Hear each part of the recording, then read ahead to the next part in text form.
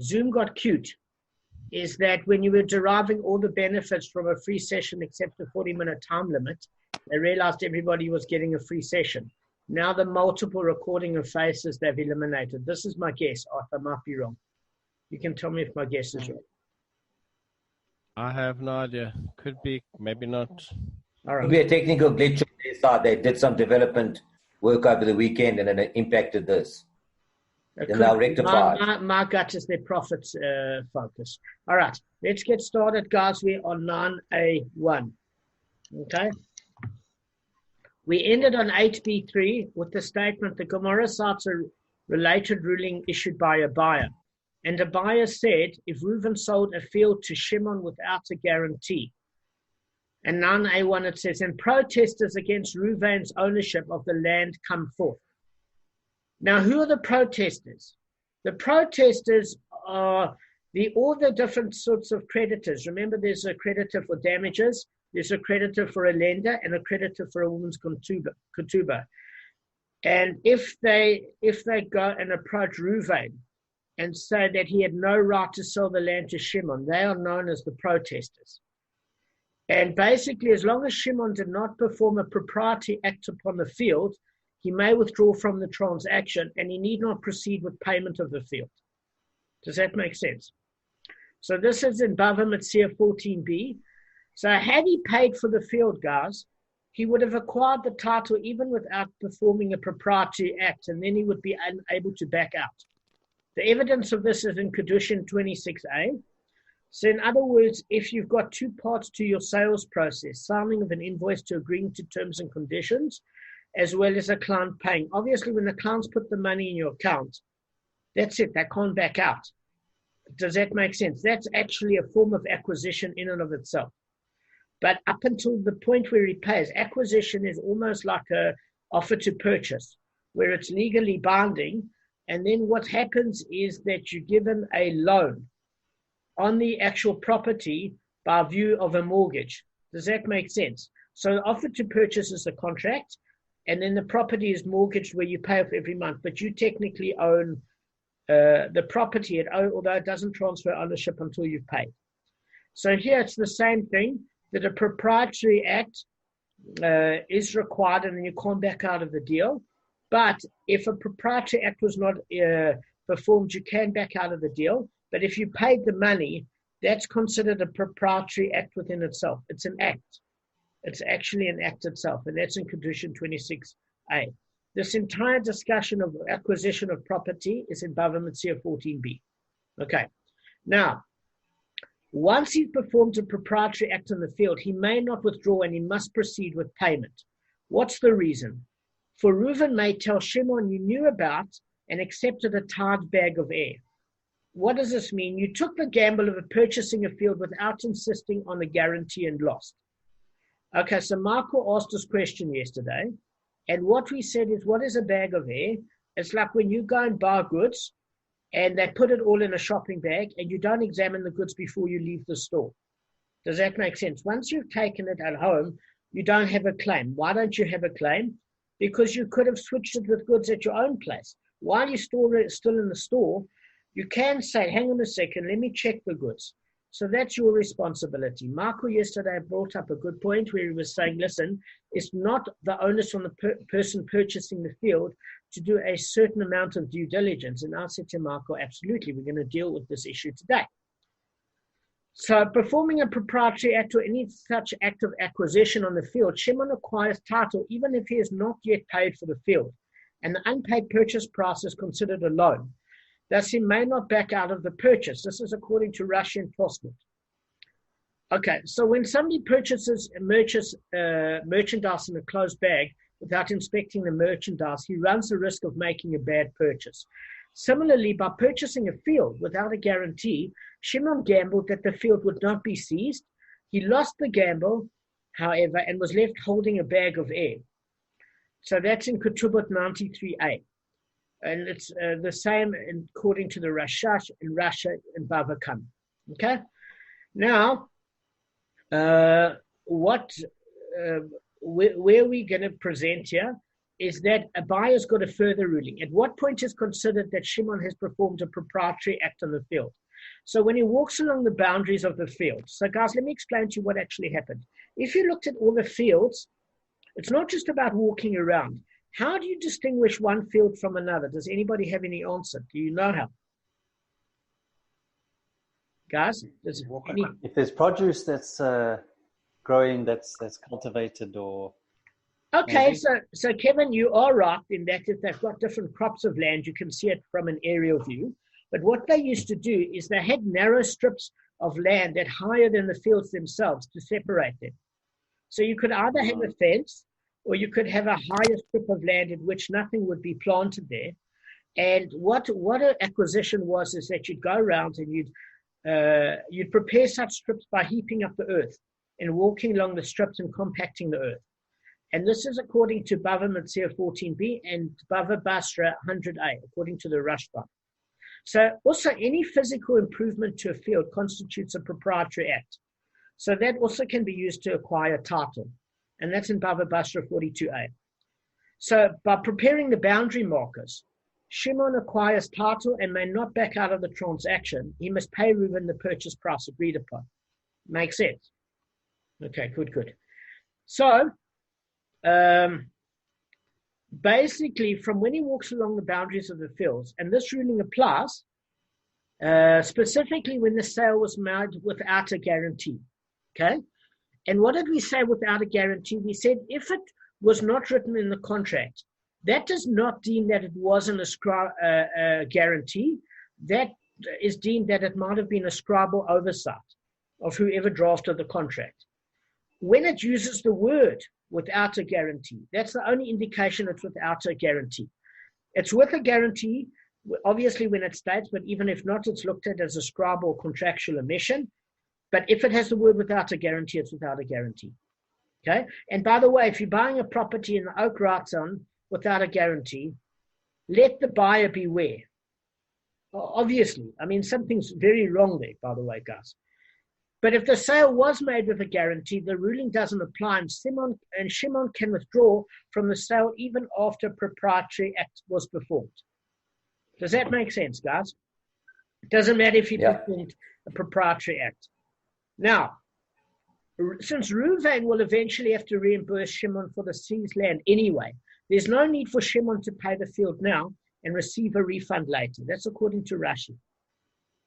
Okay? So Rashi is just explaining what it says here. And sometimes there was a dissenting opinion in the Gemara, and it said those who even say that this ruling applies, even if Reuven's sale to Shimon was made with a guarantee, Reuven may tell Shimon, show me your seizure receipt, and I will pay you. In the meantime, you must pay me for the field. So what is the seizure receipt? It's when the court... basically, when the creditor of a land seizes land. So say I've got damages against Reuven, okay? And the court then provides me with a document that I am entitled to that land. Then I can go to the person that purchased the land and said, this is a legal document issued by the court that I can take back the land. And what it's saying is at that point, even if there is guarantee, you've got to basically pay over the money for the land. And when you provide the seizure receipt to the new owner, then the previous owner, the debtor, must return the money to you. Does that make sense, guys? But you can't use it as a delay tactic. You can't say, listen, I hear rumors. Say you're getting cold feet, Michael, buyer's remorse, whatever the case may be. And you've done an acquisition, and it's past a period of time, and say you haven't calculated and you don't have enough money or whatever, you can't then back out. It's after the cooling period. You've done the acquisition, etc. You can't turn around and say, listen, I hear a rumor that the creditors that want to seize the field, I'm not paying you for the field, because that's known as a delay tactic. So the seller denies that there's any claim against the field, meaning the original debtor. I'm sending you a field, and I say nobody owes, I don't owe money for damages, I don't owe money for loans, I'm not married, there's no woman's ketubah, etc. on the field. There's no claim against it. So I'll tell you what, when you actually get from the creditor a seizure contract that I owe you for the field, then I'll reimburse you. But now you can't use it as a delay tactic and decide not to pay me. Does that make sense? So that way, the sale is binding and the purchaser must pay. So therefore, Rashi says the purchaser may not retain the money in anticipation of eventual return. So he can't say to the original owner of the property, listen, I'm not paying you because I'm going to have to get the money back. Rashi is explaining the Gemara and says when the seizure receipt of the court is issued to the new owner, at that point, the previous owner has to refund him, but it cannot be used as a delay tactic. All right, good, let's go on. So the Gemara returns to a new topic. It was actually a topic that we discussed previously. It's a contradiction between the scriptural derivatives regarding the requirement to pay for damages from superior land.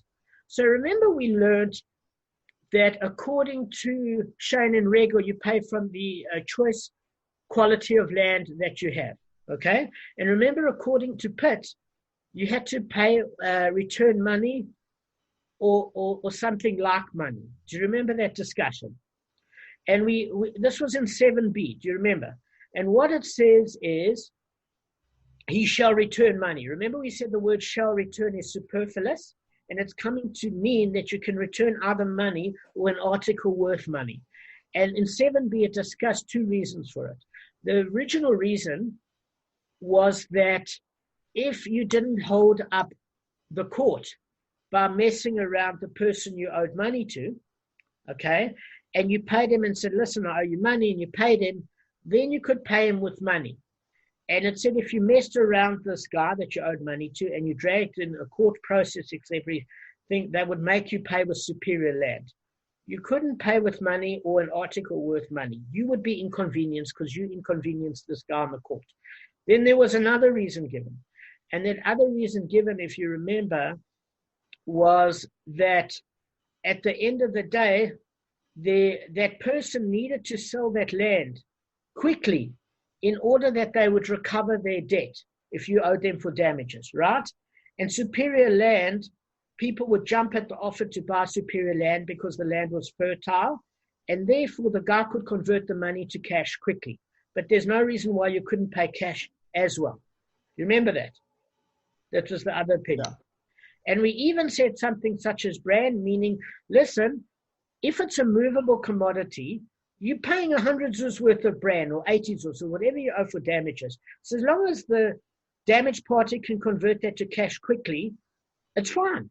The whole thing of the court is, can he recover the cash and the damages caused to him? And he can. If not in this town, in that town. Remember we said all the towns were close to each other. But superior land is fixed. Sorry, land is fixed. It's not movable. So therefore, you have to make land more attractive. And that's why we inform the damager that he has to pay with superior quality land so that buyers will jump at the opportunity to purchase it and will do it immediately. And then we had that whole discussion about Tishrei and Nisan, etc., etc. But this is the issue. So it's coming back to this issue. And it's not 100% happy. So Rav Huna says, as we said before, the damager is entitled to pay with either money or superior land. Remember that. Either way, as long as the guy got settled for damages, it's cool. Okay. So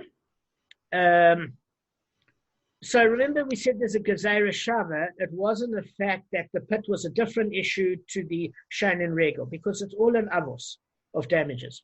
So Rav Huna does not initially address the exposition of the brisa, which authorizes the damager to pay even with brand. So he states that the verse themselves gives you a choice. And either you pay with money or land, but that you can pay with brand.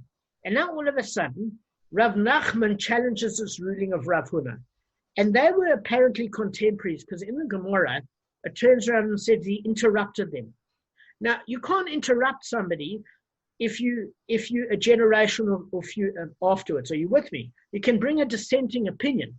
But you can't turn around and disrupt the person's conversation. It means they were contemporaries. So Rav Nachman challenges the ruling of Rav Huna based on the previously cited brisa, and he says, when the verse states, with regard to payment for the damage caused by pit, he, the owner, shall return money, and it means an article to include money as an acceptable form of payment, and even something such as bran. And this brisa states explicitly that other items besides money and superior land are acceptable as payment. So the Gemara says, well, what's the case that we're dealing with here?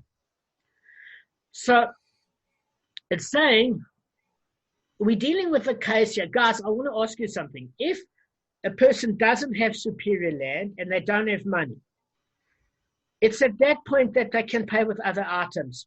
Is that correct? Guys? Okay, so what we're saying is that the argument here is, can you pay with other items if you don't have superior land and if you don't have money? The obvious answer is yes, because you've got to make right on the debt. But Rav Huna is saying that this is not the first preference. It's that you have to either pay with money or superior quality land. This is the first preference. It's obvious if you don't have money or superior land, then you would pay with other items. But why do you need a scriptural exposition to teach us? Why? I mean, is it not obvious? Why would you need Rav Huna to teach us? Can I say something? Of course. Because it's your natural instinct to want to pay with the cheapest item. Arthur, you're 100% correct. Is that most people want to get out of payment, and that's the reason. But obviously, sometimes when you go to a court case, you've got two ways to argue the case. The one is on rabbinic or scriptural source, and the other one is on Sephora, on logic. And there's both that are allowed in the Gemara, but often there are things that are stated mufurish, clearly, like murder, where logic tells you, listen, I don't want you to murder me, therefore I won't murder you. I don't want you to touch my wife, therefore I won't touch your wife. That's my bark, don't touch my bark. I won't touch your bark. So even though things are obvious, they're still written down because for the reason Arthur said that people don't want to pay back. But they say, why is somebody of Rav Huna's caliber, he's a high caliber, why would he teach the obvious? Surely it could just be written down. So what we're saying is that Rav Huna always states the obvious before he states the novel case to set up the groundwork, and he was about to get to that actual case, and Rav Nachman interrupted him, which means they were contemporaries. Okay? So it's not just today that people interrupt each other, don't worry. So what it's saying is in Shmot, which is Exodus chapter 21, verse 34, it brings this particular item that when there's no other, it comes to bring this opinion that you can pay with other items. So immediately Rav Nachman said, but I don't understand the issue here. So Rav Huna turns around and says, listen, if you've got nothing else, you pay, but this is not what you should pay. So the Gemara says, what is Rav Huna actually teaching here? And this is something that is the novel thing. Now, if, say, for example, I damaged you guys, Gavin, I damaged your property, or Michael, or Arthur, or Kevin's, you could turn around to me and think the logic is if I damaged your property, that what?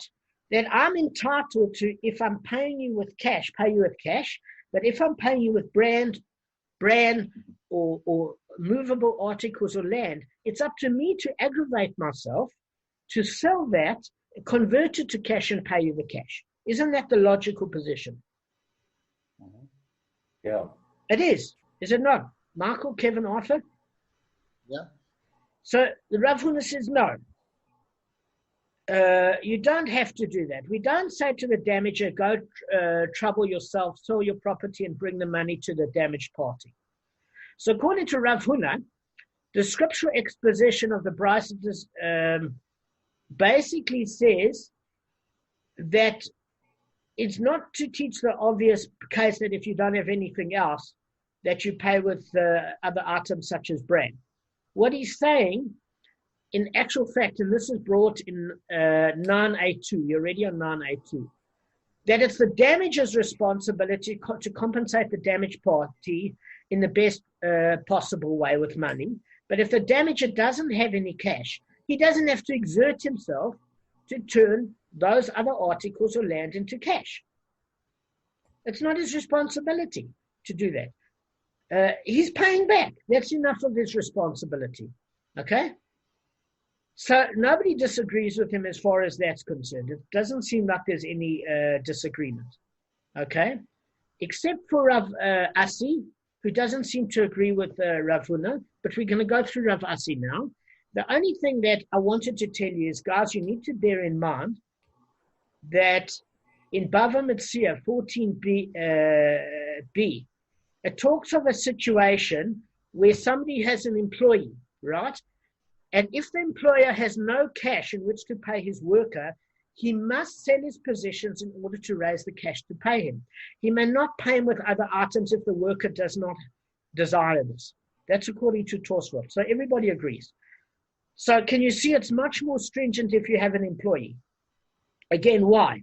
The employee has a close relationship with you. He's got a family to look after. You turning around to him and saying, I've had a bad month. Here's some trinkets. Here's some articles. Here's a TV set. Go and sell it and aggravate yourself and convert it into cash. And in Bava Kamma 14b, Tosfot that brings a commentary said, no, with an employee, you paying him, you hired him. It's not like it's some arbitrary damage. You aggravate yourself. Because when do you expect him to do this? I'm just raising this point now. Do you expect him to do it in your working hours, of which you're paying him to do it? Then he's transgressing, doing other things during your working hours. Or do you expect him to do it after hours, where he's inconveniencing his wife and his family when you never came up with the cash? So in that case, you have to sell the items and aggravate yourself to convert cash for your employee. You get it? Yeah. And also, Damon, if he has to go sell it, he's going to be distracted from your work. Never mind taking hours off. You'll be distracted about worries. Exactly. So, guys, why I wanted to end off on this note, and I wanted to join this share with another share, is that we're going to just digress now to ambiguous Amorite ruling to relate to the subject of hand, where Rav Asi is basically saying money is equivalent to land. Because basically, with respect to the law, why is it bringing Rav Asi? Because who's saying this? Rav Huna is saying money is equivalent to land. Rav Asi is saying money is equivalent to land. So why don't you just say Rav Asi says like Rav Huna that money is equal to land? Why they bring Rav Asi as a separate case, as an independent ruling? Because he seems to be saying the same thing. So rather than going through a whole digression, you guys have given me enough of your time. Kevin is training at 11:15. He probably has to get ready. And we're going to join this short shir to the shir tomorrow to have a proper working. And we've already, to me, taken enough of your valuable time, guys. Are you happy to call it? Yeah, 100%. Thank you, Damon. 100%, Damon. Thanks. All right. Thanks, I hope you guys see I've prepared well, and I've tried my best. You always do. No, very well. It came through very clearly. Thank you so much. All right. I didn't want to read the cat in the hat. I had to know it by heart, All right. No. All right. Cool. No, Also, thank you for all your technical help, guys. I hope you have a good day. But I learned as well, too. It was like fluid. And it's been a lot of fun. Just prepare tomorrow for 9A2 and 9A3. Thanks, guys. Have a great day. Thank you so much. You too. Bye. You too.